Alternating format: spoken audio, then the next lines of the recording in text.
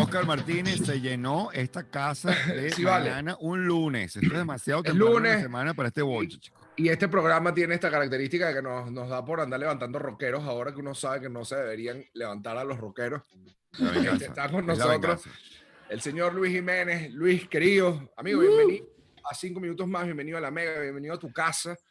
Qué bueno poder conversar contigo, qué bueno tenerte por acá. Sé que Juanchi se está conectando también en algún momento, porque, bueno, habían buenas noticias que habíamos tenido pendientes y que más que las buenas noticias era saber cómo cómo van ustedes, nominaciones al Grammy, los mesoneros trabajando durísimo y logrando un espacio en un mercado muy interesante, muy complicado y que poco a poco lo están haciendo. ¿Cómo estás? Bienvenido.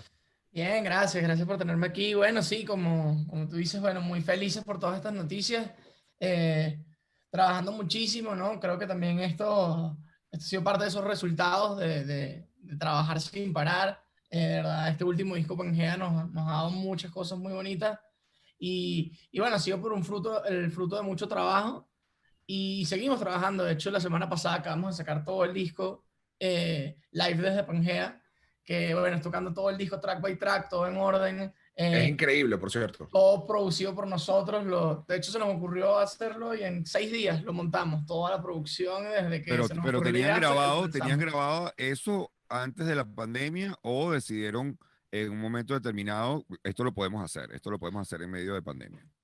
Literalmente se nos ocurrió un sábado esa idea y el domingo siguiente, o sea, no el día después, sino 7 días después, un poco, bueno, 8 días después, lo lanzamos, pero eso lo grabamos en esos 8 días.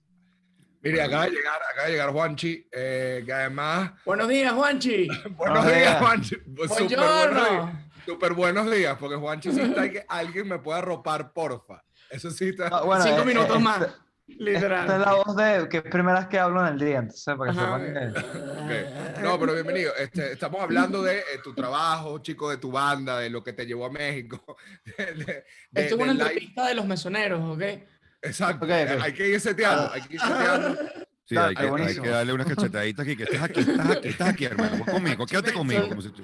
Esto no es un sueño. Ok, Esto no- ok, qué Pero bueno saberlo. es muy importante y estamos hablando de este trabajo. A mí una de las cosas que me parece más interesante cuando uno piensa, a ver, cuando conocí a los mesoneros estaban todavía en 5º año del colegio y estaban comenzando todo el camino de la banda. Ha pasado agua bajo ese puente desde hace mucho tiempo, migraciones, cambios de algunos cambios de la alineación, es decir, han pasado ciertas cosas, pero la banda cuando migra, nosotros lo hemos dicho muchas veces en el programa, que la música es de esas profesiones que no tienen nada que ver con el contexto político o social de un país. La música necesita viajar, la música necesita moverse, la música necesita estar donde está la industria, y para los mesoneros fue evidentemente un cambio muy positivo. ¿Qué hubo ahí cuando ustedes dejan ya Venezuela como lugar de hacer música? ¿Qué creen que fue lo que más cambió en la forma de ser de los mesoneros como banda? Creo que fueron varios factores, pero el principal fue que fue en nuestro crecimiento profesional. De esta manera empezamos a ver el proyecto de una manera mucho más formal. Entonces las dinámicas y los hábitos de trabajo fueron han sido mucho mejor. O sea, claro, era como el tengo que vivir de esto ahora sí. Yo Make estaba... it or break it. Exacto. Hay una cosa yo llamada el estaba diciendo- alquiler, hay una cosa llamada el alquiler que jamás ocurrió en casa de tus padres. Claro. Exactamente. El alquiler, claro. Entonces crecimos, también a nivel personal, entonces todas esas cosas que ustedes están nombrando influyen de cierta manera en nuestro trabajo profesional. Entonces yo diría que eso es una de las actividades principales. La otra es que la forma de componer ya en términos creativos cambió también. Y justamente por eso, porque ahorita como que no hay tiempo que perder, hay que ir directo al grano, hay que trabajar, hay que hacer las cosas de la manera más eficiente posible, sin perder nunca la calidad. Claro. Claro, pero en términos artísticos, en términos de temática, porque obviamente hay un cambio personal. ¿Cómo se traduce eso en términos de musicalidad, de estilo, de repente arreglos, inclusive obviamente de letras? Sí, yo creo que sobre todo en las historias, ¿no? Este es un disco que es sumamente personal en muchos aspectos y es un disco que es el primero que hacemos, de hecho, fuera de Venezuela. Es primera vez que nos toca como que hacer una obra fuera de nuestro país. y eso, bueno, es un álbum que habla de hecho de la separación por fuerzas más grandes que tú, ¿no? Y eso no solo aplica a relaciones personales y humanas, desde tu familia, desde tu pareja, desde tus amigos, sino también hasta tu propio país, tus propias raíces, ¿no? Y creo que sin duda eso está arraigado en estas historias también. ¿Cuánto hay, por ejemplo, de haber estado como lo están y como se han mantenido, pero estar el tope en un mercado como Venezuela es como cuando pasas de sexto grado a bachillerato, es decir, puedes estar en el tope, en lo que pasaba en Caracas, lo que pasaba en Venezuela es una cosa, pero de repente llegas a México y es una ciudad, nada más Ciudad de México, tienes 27 millones de habitantes y es y que los mesoneros, ¿quién disculpa? 100%. ¿Cómo? ¿Qué pasa con usted? Perdón, Juanchi, ¿qué ibas a decir algo? No, me imagino que iba a responder tu pregunta, pero nosotros lo vemos como el fútbol, pues, es como nos cambiamos de liga, pues, estábamos jugando, Claro. digamos que la liga española, donde menos equipos compiten, y ahorita estamos jugando en una liga donde hay muchos más equipos competitivos, pues, estamos Más liga ahorita en inglesa, la estás Premier, liga pues. inglesa ahorita. Claro, pero Está- también en función de eso, cuando yo me encuentro con gente, por ejemplo, me pasaba en Chile, que me encontraba con alguien que era doctor y me decía, bueno, aquí comenzando de cero, y yo le decía, ya va, hermanito, un momentico, comenzando de cero, no, usted viene de un país donde para cada gestión que tú tienes que hacer hay unas dificultades fuertes, etcétera. Y ahora tú, pues, pides por teléfono que te instalen el internet en la oficina y te lo instalan, y vienen y te lo instalan. Pides la bombona de oxígeno para tu consultorio y te lo instalan. En el caso del músico también me ha ocurrido mucho que me encuentro con músicos que me dicen la cantidad de locales. Obviamente hay el COVID y hay una dificultad circunstancial, pero que me hablaban de la cantidad de locales para presentarse, la cantidad de lugares y de público que hay para cierta música en nichos que uno ni se imaginaba, ha alimentado pues a muchos músicos que se han encontrado con que hay donde presentarse y hay quien te quiera escuchar. Sí, sí, sin duda hay un ecosistema al que no estábamos acostumbrados, mucho más rico y como, sobre todo lo que tú dices también, ¿no? De la cantidad de venues y locales. Es impresionante que hay para todos los tamaños de artistas, o sea, desde lugares de 50 personas hasta 100, 200, 300, 500, 700, 1000 y así. En Venezuela creo que había una barrera bastante grande que era de que pasar desde ser una banda pequeña o medianamente, o sea, en desarrollo, que si de repente llenabas un bar de 500, 800 personas y el siguiente paso era un lugar de 3000. Y era como Claro. que, ¿cómo llego hasta allá? O sea, como que habían varias barreras que eran difíciles de romper, ¿no? Y sin duda yo creo que nosotros no empezamos de cero acá, ya que esos años de carreras que comenzamos en Venezuela, yo creo que nos forjó muchísimo para tener un know-how, saber qué eran las cosas que funcionaban, saber cuáles eran los errores que habíamos cometido, y eso nos permitió, digamos que repetir el proceso, pero sin duda con el conocimiento, ¿no? Entonces, eso nos ayudó muchísimo. ¿Cuáles eran los errores que se habían dado cuenta una vez que salieron que habían estado cometiendo?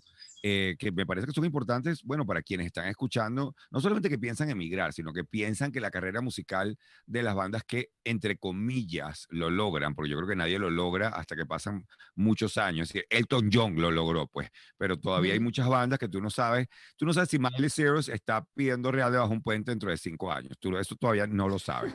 Entonces, ¿cuáles fueron esos errores que ustedes cometieron que pueden servir de lección para muchas personas?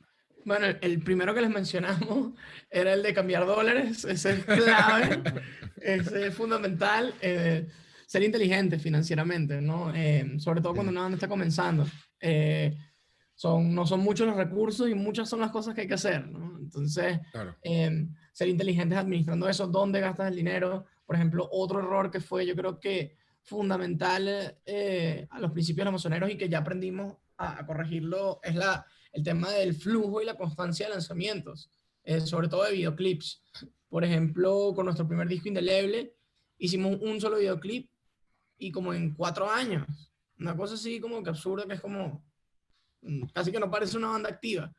Y ahora, por ejemplo, con Pangea, es un disco de 8 canciones, del cual ya lanzamos 6 videoclips oficiales, pero también Más están las un versiones pocotón de... revisitadas, más ahora el live de Pangea, pero es un tema de que cada 3 meses, como desde hace 2 años, hemos tenido un lanzamiento del que hablar. y eso es algo que ha sin duda representado un crecimiento importantísimo para el proyecto, y eso es algo que no teníamos presente al principio. Hay dos cosas que tienen que primero, además fue el primero que vi, que fue, por ejemplo, este lugar donde los mesoneros crean ahora el contenido. Es decir, gente como nosotros y espacios como estos se hacen incluso más valiosos porque la gente, es decir, Briceño y yo tendremos que hacer el ejercicio de buscar más cosas, de llegar más allá, para poder tener una conversación con ustedes que sea más allá de la que ya ustedes pueden tener en su propio podcast. Cómo estaban haciendo, ustedes de dónde vienen las canciones, todo lo que estaban... Y, es decir, ustedes ya se dieron cuenta que había una plataforma ahí donde la gente podía escuchar el contenido contado por ustedes, bajo sus propias condiciones, no necesitan a más nadie, no necesitan la pauta madrugadora, por eso creo que agradecemos el doble que se levanten. Y adicionalmente, estaba el tema de que ustedes fueron junto a algunas bandas muy específicas, pero los primeros que consideraron la identidad como parte de la banda, la identidad de tarima, porque fueron de aquella época y probablemente había chalequeo en aquel momento, pero ahora que las bandas lo están haciendo y que, ja, nosotros lo hicimos primero y ustedes no se habían dado cuenta. Habían algunos vestigios, ¿por qué, por ejemplo, contar sus propias historias? ¿Por qué tomar tan en serio el tema de la identidad? Y qué hay ahí desde aquel momento en el que la banda comenzó, porque se sigue presente. Nosotros nos hemos dado cuenta que el tener un proyecto musical no solamente es grabar canciones, sacarlas y ya, sino tienes que empaquetarlas de cierta forma. Y al final es como todo, hay gente que odia escuchar esto, pero es como un producto al final, ¿sabes? No es lo mismo vender un teléfono en las bolsas de plástico que son imposibles de cortar a una cajita bien bonita presentada con un material bonito. Nunca va a ser lo mismo. Es lo mismo como esto, con un regalo. La emoción de abrirlo tiene algo importante. Sí, es No mi pasa lo mamá mismo. comprando un panetón por la lata. O sea, Sí, Claro. no es lo mismo que abrir el lazo y la exacto. etiqueta y leerlo y todo eso. Entonces, a esta metáfora que quiero llevarlo es que es todo lo que está alrededor, es el ecosistema completo de una El banda, lo que te hace storytelling. el storytelling, lo que hace que te guste más o que te hagas un poquito más fanático de la banda. Entonces, el podcast que hicimos también incluye un poquito ese ecosistema de también O sea, entender un está el poquito tema del más la empaquetado del banda. producto y está el tema de la narrativa. Y la Sí. narrativa, por supuesto, es parte del empaquetado. Ahora que mencionaron narrativa, que vi que los dos coincidieron en eso, ¿qué partes de su narrativa ustedes no se imaginaban que la gente iba a hacer clic con ella e iba a ser algo importante? Porque gracias al Patreon y a los podcasts uno recibe un feedback muy distinto al que recibe en redes normal y corriente. O sea, gente que verdaderamente se conecta con una parte de la historia. ¿Qué parte de esa narrativa empezó a tener un eco que ustedes ni se imaginaban que existía? Yo creo que el podcast fue y esto en verdad no lo esperábamos porque en verdad no sabíamos qué iba a suceder. Fue un experimento que comenzó en la cuarentena también de que, oye, estamos medio ahorita parados de lanzamientos por razones evidentes, vamos a lanzar otro tipo de contenido a ver qué tal. Y lo que nos sorprendió muchísimo es que, claro, la gente conectó mucho con nuestra dinámica interna de banda. Honestamente, nosotros somos muy de chalequearnos y de humor negro y lanzarnos puntas todo el tiempo como pasivo-agresivas. Obviamente Claro. en un tono siempre amistoso, pero en realidad es medio cómico, sobre todo Kalin, que está dormido en este momento. Em, Claro, y la por gente les ejemplo, es pregunta súper y defienden a Juanchi del chalequeo de la banda. O Ajá, sea, hay como una línea de lo que sí, sucede. y se metieron como, ya como que metimos a los fans dentro de nuestros chistes internos, de nuestro humor, que eso es algo que ellos no conocían y no veían. De hecho, o sea, aquí con Juanchi presenta, creo que Juanchi está claro que él siempre a nivel de entrevistas y de la percepción del fan antes, Juanchi se veía como alguien más tímido y que hablaba mucho menos.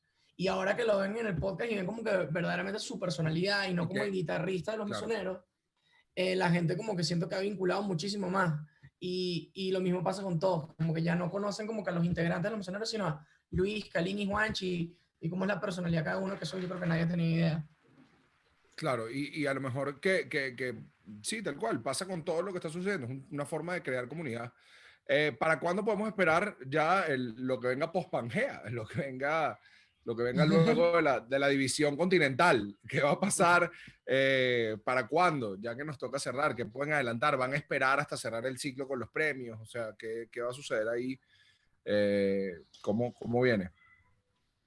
A ver, nosotros todavía no sabemos, pero sí, ya vendríamos con nuevo material. ¿De qué tipo de material estamos hablando? No sé. Lo vamos a dejar así ambiguo para no comprometernos. Bueno, buena idea. Nosotros agradecidos de que se hayan conectado con nosotros.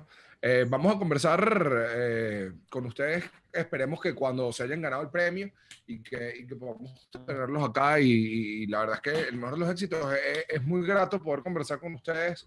Además que todavía parece absurdo porque si sacamos la cuenta y mentalmente y físicamente uno todavía está en marzo, fue hace poco que nos vimos porque nos vimos en diciembre. Sí, pero estos nos meses cayó son la de loca. perro. Estos meses cada uno de ellos vale por 4, Oscar.